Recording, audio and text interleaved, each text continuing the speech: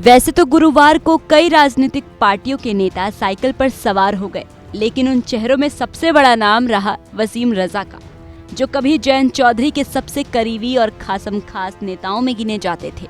लेकिन आज उन्होंने भी उनका साथ छोड़ दिया और अखिलेश यादव की साइकिल पकड़ ली।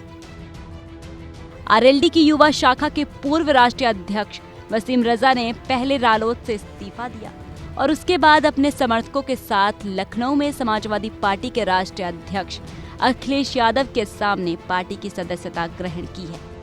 वहीं जैसे ही वसीम रजा ने आरएलडी से इस्तीफा दिया तो सियासी गलियारों में सवाल उठने लगे कि इतने बड़े मुस्लिम नेता का जयंत चौधरी की पार्टी से मोह भंग क्यों हुआ।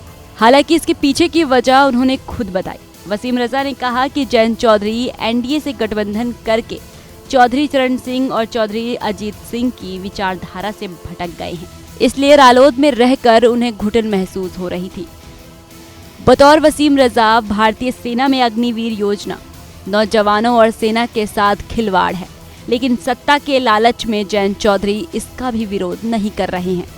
जयंत चौधरी राष्ट्रीय लोकदल की सांप्रदायिक सद्भाव की विचारधारा को भी खंडित कर रहे हैं, जिसके चलते उन्होंने रालोद को छोड़ने का फैसला किया है और समाजवादी पार्टी में शामिल हुए। बता दें कि चौधरी वसीम रजा राष्ट्रीय लोकदल में बड़ा मुस्लिम चेहरा है।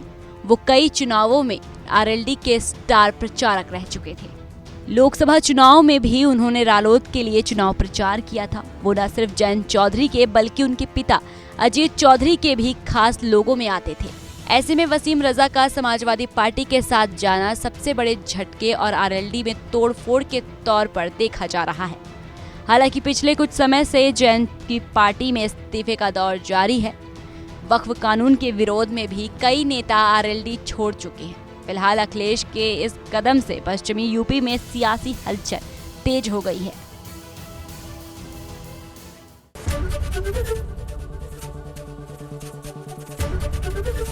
एबीपी गंगा, खबर आपकी, जुबान आपकी।